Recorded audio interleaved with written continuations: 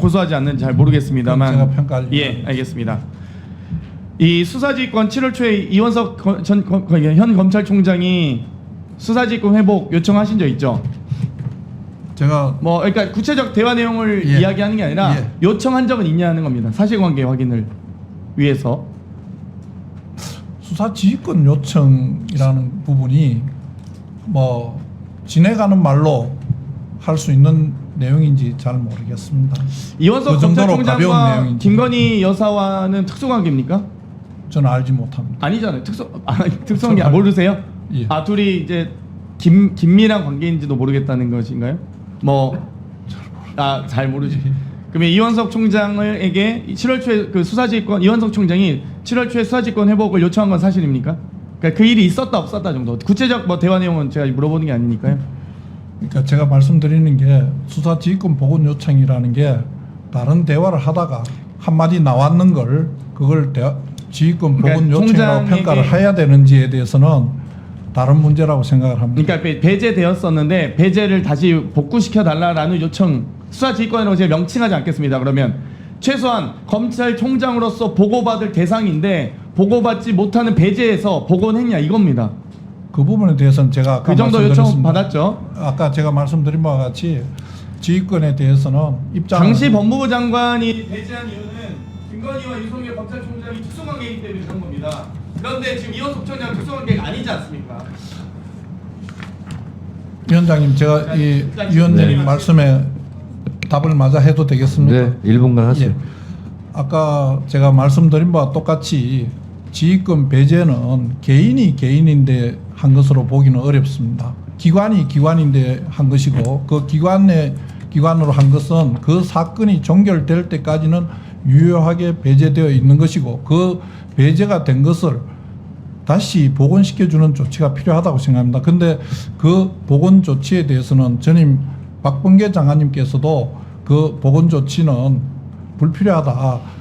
그 복원 조치가 없다고 수사가 제대로 진행되지 않는 것은 아니다는 취지로 말씀하신 것으로 알고 있습니다. 저도 똑같은 그 부분은 누가 했다고 해서 뭐 그 사람에 대해 피고자 부부 관계인데 당연히 회복 못 시켜주죠. 그 사람에게서만 그 사람 있는 동안만 지휘권을 배제한다는 내용이 아니라면 기관 대 기관의 입장이라고 생각합니다. 위원장님 발언 중지시켜 주십시오. 저런 말도 안 되는 발언을 듣고 있을 수 없습니다.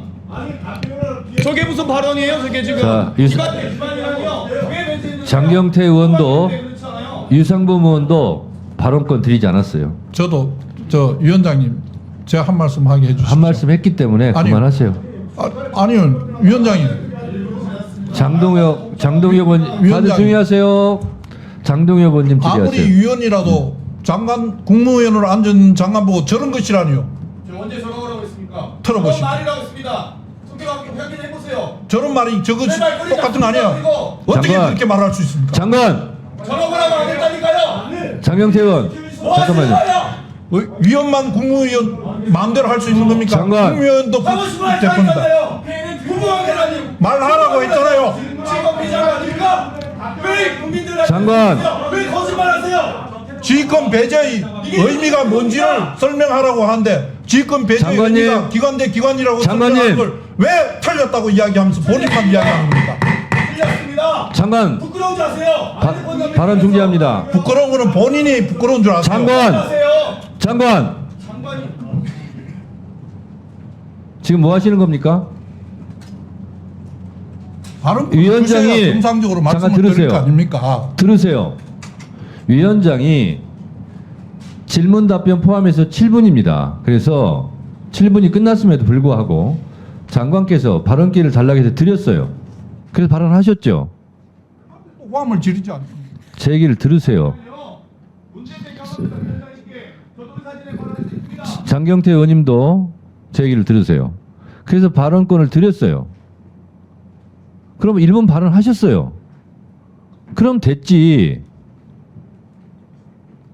드릴 수도 있고 안 드릴 수도 있는데 제가 재량으로 드린 겁니다. 그런데 지금 알겠습니다. 죄송합니다. 장관께서 의원하고 싸우러 온 거 아니죠? 예.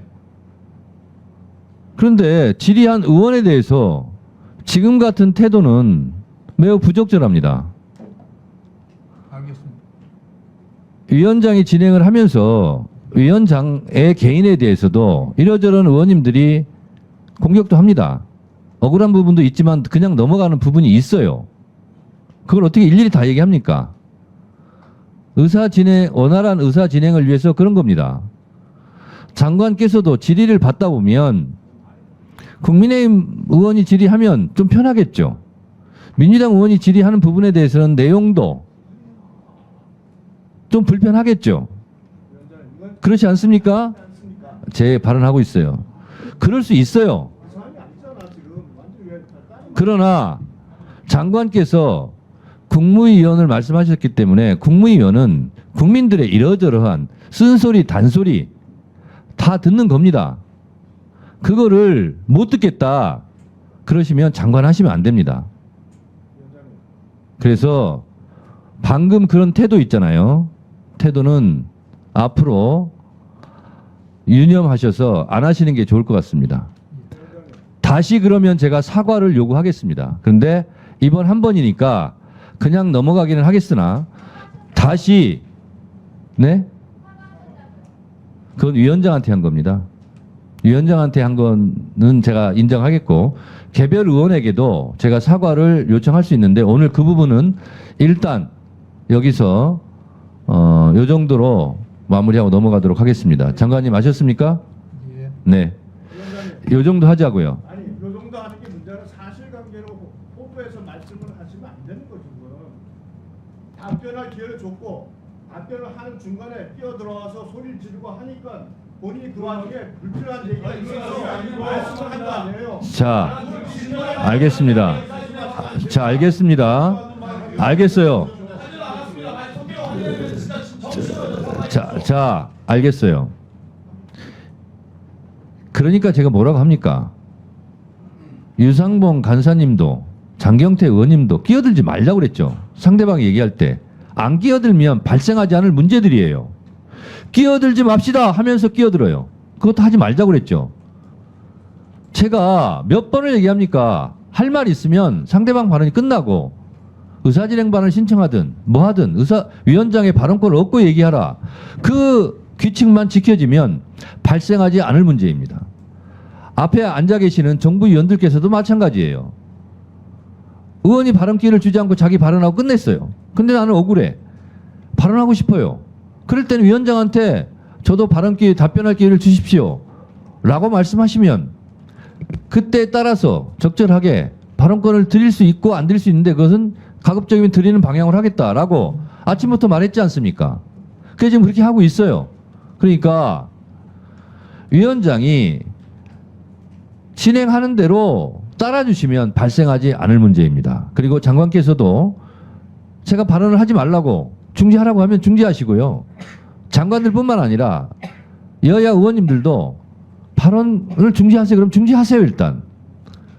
그런 규칙을 지키지 않으면서 발생하는 문제들입니다. 아셨습니까? 그래서 제가 말씀드리는 부분이 속으로는 다 납득이 되실 겁니다. 그렇지만 그게 실천이 잘 안 돼서 문제이기는 합니다. 근데 가급적이면 상대방 발언에 끼어들면 아무리 좋은 말도 기분 나빠요. 그러니까 그거를 자제해 줄 것을 다시 한번 부탁드리면서 장동혁 의원님 질의하시기 바랍니다. 법무부 장관께 몇 가지만 확인하겠습니다.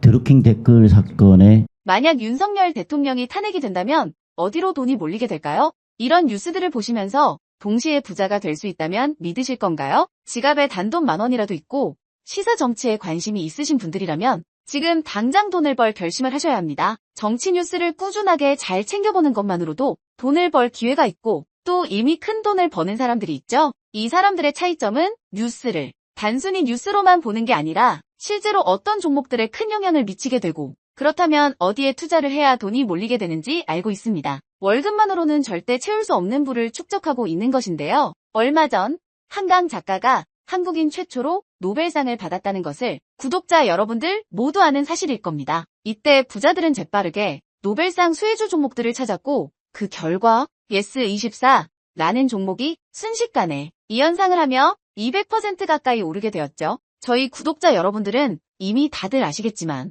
이 S24 종목은 저희가 정확히 어느 가격에 매수해야 하는지 또 언제 팔아야 하는지를 정확하게 공유해드렸었던 사실이 있었죠. 투자로 부자가 된 사람들은 사소한 시사 뉴스들을 그냥 지나치지 않습니다. 전문직이 아닌데도 부자가 되는 사람들의 특징이 바로 이것인데요. 돈으로 이어진다는 경험적 확신이 있기 때문에 진짜로 급등할 수 있는 종목들에 과감히 투자해 남들과 비슷한 연봉을 벌어도 절대 월급으로는 만들 수 없는 큰 투자 수익들을 지금도 만들고 있다는 것입니다. 이번엔 현재 가장 핫한 북한 도발을 대비하여 또 한 번 급등이 유력한 대장 종목을 알아냈는데요. 제 목표는 채널을 크게 성장시키는 것이기 때문에 여기까지 영상을 시청해주신 분들께만 이 정보를 드리고자 합니다. 제 개인 휴대폰 번호 010-792-8273으로 기회라고 문자를 보내주시면 링크 하나를 보내드릴 건데요. 링크로 들어오시면 이번 미대선주 그리고 북한 도발 관련 유력주를 공유해드리겠습니다. 또한 윤석열이 탄핵될 것을 대비하여 탄핵 수혜주 또한 미리 파악 완료한 상태입니다.